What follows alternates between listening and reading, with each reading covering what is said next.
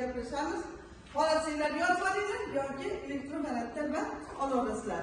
Birinchi to'xtalib o'tadigan narsamiz hamkorlikning mohiyati nimada? Bu masalaga to'xtaymiz. Ikkinchisi hamkorlikning turlari. Hamkorlikning turlari bor ekan. Bu to'g'risida gaplashamiz. Biologiyada hamkorlikning qo'llanilishi.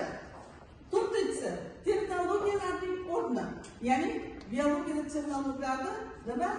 O'zi mavzusiga mos ravishda nima qilish, qo'llashdan iborat.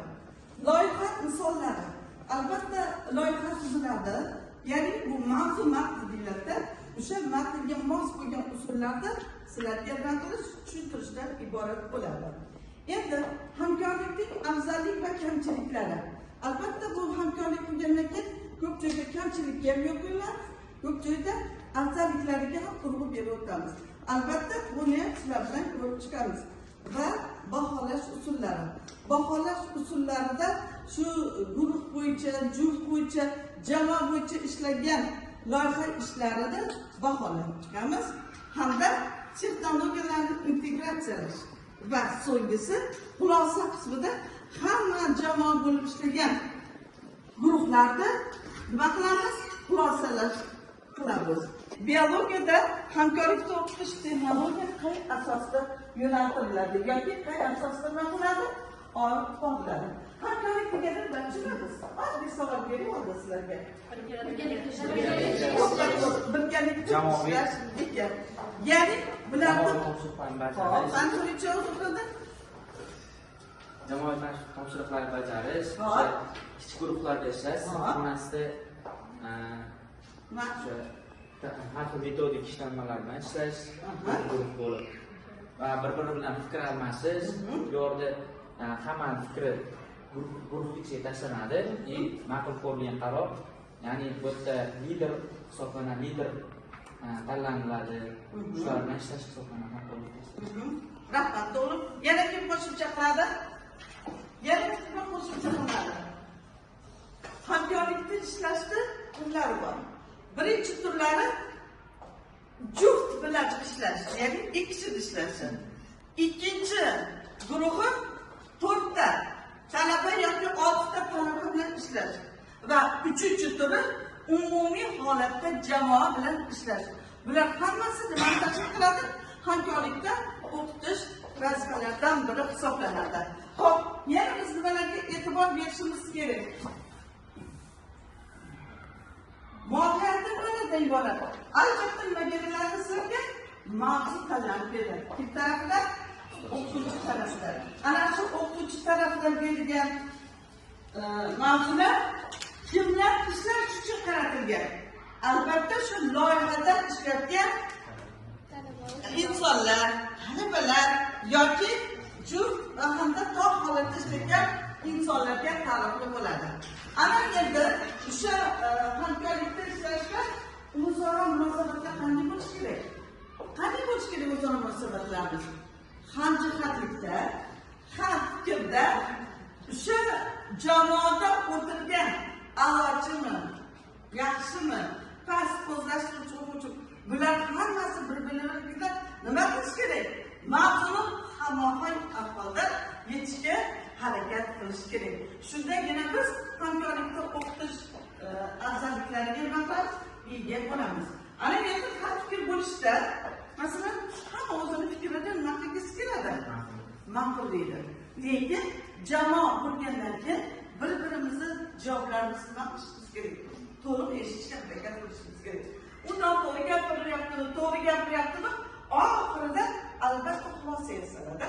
Mana shu yasalgan xulosadan keyin nima qilamiz? Biz shu jamoada qo'yilgan mavzuni biz qay darajada yorita oldik? Qay darajada biz hamkorlikda ishlab bir-birimiz bilan shu mavzuni nima qildik?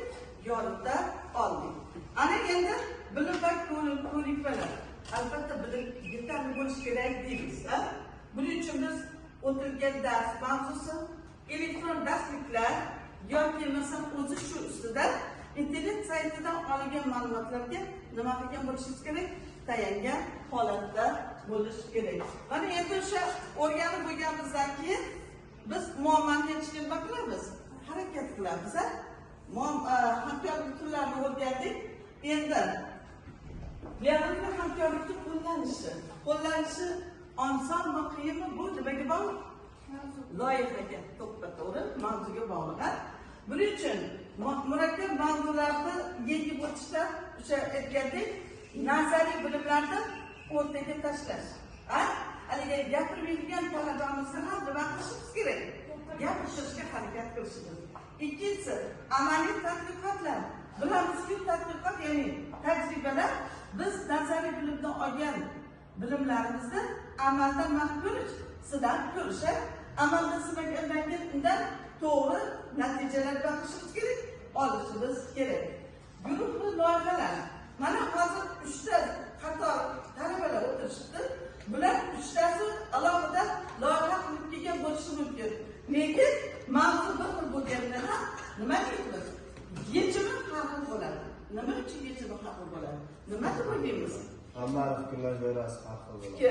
Yana bilim egallar hamda bilish faoliyatini faollashtirishda muhim ahamiyatga ega bo'ladi. Hop, undan keyingi vazifalarimiz yana bittasi sizlar bilan ko'radiganimiz tadqiqotlarning o'rni, tadqiqotlarni olib borishda texnologiyalarning o'rni. Texnologiya degani nima tushunamiz? Biologiya darslarini qo'llashda texnologiyalarning qanday o'rni bor? Demak, bu to'g'risida sizlar bilan gaplashamiz. Mana 5 yil oldin o'zimizda shu O'zbekistonda ham COVID-19 bo'yicha nima e'lon qilindi? Karantin e'lon qilindi. Mana shu karantin paytida o'qishlar nima bo'ldi? To'xtab qoldi. Demak, to'xtab qolishiga sabab boshida nima bo'ldi? Internetda nima qilish kerak? Ishga tushirish kerak. Bu bittagina shahar o'zida emas, o'sha chekka qishloqlarda o'rnatib, sizlarda darslarni tugatishga harakat qilishga majburlik. Bunda ya'ni biz nimadan foydalandik? Masofaviy ta'limdan foydalandik. Bunda o'qituvchi sizlarga gap beryapti, sizlar ularni o'qituvchi bergan topshiriqni bajarishga harakat qildilaring. Xo'p, undan keyin interaktiv o'rganish. Bunda biz nima qildik? Interaktiv deganda nima? Doskalar, to'g'rimi? Virtual laboratoriyalardan amalga oshirish va yana nimalardan iborat bo'ldi? Jarayonlarda o'sha virtual tartibda iborat bo'ldi. Chunki biz majbur bo'ldik virtual laboratoriyalarda ko'rishga. Sabab sizlar bilan biz o'rtamizda nima tuzilgan edi? Qanday masofa saqlangan edi. Albatta biz biologlar bo'lganligimiz uchun birinchi nima nima oldik? O'simliklar nimasi? Dunyosi. Ikkinchisi hayvonlar olami. Chunki bular bir-biriga nima? Chambarchas bog'liq. Lekin bulardagi bo'layotgan savollarning yechimini sizlar hamda biz nima qilishimiz kerak? Bajarishda iborat. Albatta har bir texnologiyani o'ziga xos nimalari bor? Afzalliklari, kamchiliklari bor. Xo'p, afzalliklari nima? Inson bir-biri bilan va tushunish, do'st qilib tushunish, haligi materiallarni nima qilish, almashish, ya'ni bilish faoliyatini faollashtirishdan iborat. Kamchiliklar nimalarga iborat ekan? Bir-biri bilan kelishmovchilik. Chunki hamma o'zining nimasini belgilaydi. Bilimini, fikrini to'g'ri deb biladi. Ana endi o'qituvchilik vazifasi nimalarga iborat? Bularga sizlarga berilgan kamchilikni, afzalliklarni to'g'ri nima qilish kerak? Talqin berish kerak. Baholash usuli ham qiziqarli, ham nimali?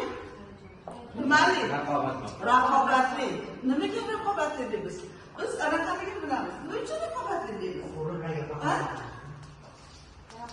Mendan bunga ko'p baho qo'yildi. Bir bor bo'lsa ham tanlashga harakat qilamiz. Lekin hammasiga teng baho qo'yib bo'lmaydi. Nima uchun?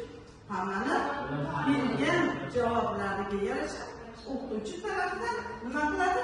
Baholanadi. Lekin baholash bu mezonlarga asoslangan holatda belgilanadi. O'qitish texnologiyalarini biologiya ta'limida qo'llash o'quv jarayonini sifat jihatidan yaxshilaydi. Talabalarda faollik, ijodkorlik va tanqidiy fikrlashni oshiradi. Bu usullar kelajakda kasbiy faoliyat uchun muhim rol bo'lgan jamoaviy ishlash va muammolarni hal qilish ko'nikmalarini shakllantiradi. Shu sababli universitetlarda bu texnologiyalarni keng joriy etish muhim ahamiyat kasb etadi. Xo'p, o'zingiz qisqacha qilib o'tganingizda umuman hamkorlikda ishlash bilan muammoli chegaralangan o'rtasida qanday farq bor ekan? Misol uchun hamkorlikda ishlanganda birinchi navbatda hammada kelishuv asosida ish qilinadi. Kelishib ish qilinganda hech kim norozi bo'lmaydi. Muammolikda esa konflikt vujudga keladi. Ya'ni o'zbekchada aytganimizda nizolar kelishmovchilik. Demak, hamkorlikda o'qitish texnologiyalari muammoli ta'lim texnologiyalarida afzalligi shu jihatdan ajralib turadi. Rejalardan biri texnologiyalarni integratsiyalash. Nima degani integratsiyalash? Ha? Yigitlar, sizlar qizlarda integratsiya qilish resurslar. hop, yana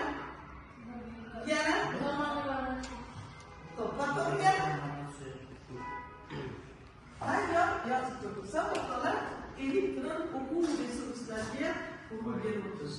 Haligi aytilgan misollardagi masalalar, topshiriqlar ayrim daqiqalarda bo'lmasligi mumkin.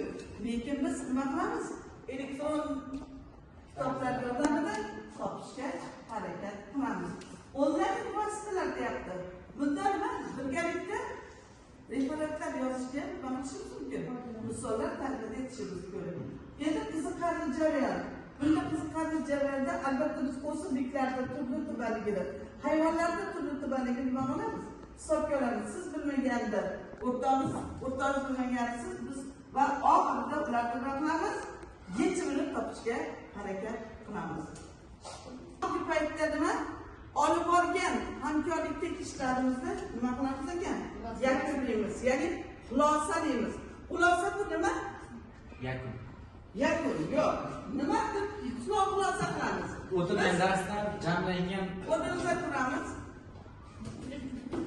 o'tirgan darsdan jamlangan yakuniy fikrlarni qabul qilish hisoblanadi. Xulosa bu o'sha dars jarayonida ketayotgan mavzuga oid ishlanmalar, metodik darslar qo'llanmalardan o'ziga kerakli bilimlarni olgan talabalardan o'sha oxirida qanchalik bilimga ega bo'lganliklari haqida, nimalar bilganligi haqida, qaysi mavzularda o'zlashtirganliklari, fikrlari haqida tanishtiriladi.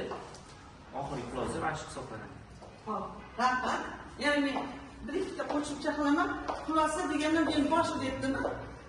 Hamkorlikning turlari bor deb aytdim. Ikkisini loyihasini yoki masalan, to'rtta, oltita talabani olib borgansiz va eng oxirida butun jamoani nimasi loyihalardagi hamkorlikda o'qitish texnologiyalarida nimalarga e'tibor berdik, nimalarni o'rgandik va hokazolarni xulosa qilib beramiz. Xulosa qismi juda ham nima deydi, baholash kabi nima qiyinroq. Chunki bular ikki kishiniki bilan 6 ta talaba o'rtasida olib bo'lgan hamkorlik ishlarida farq bo'lishi mumkin. Bu farq nima? Lekin mavzu bitta. Savollar har xil javoblarda javobini eshitishga majburmiz. Xulosa yakunda shulardan iborat edi. Bugun darsimiz sizlar bilan hamkorlikda o'qitish texnologiyasida afzalliklari, kamchiliklari haqida gaplashdik. Kimda qanday savollar bo'lsa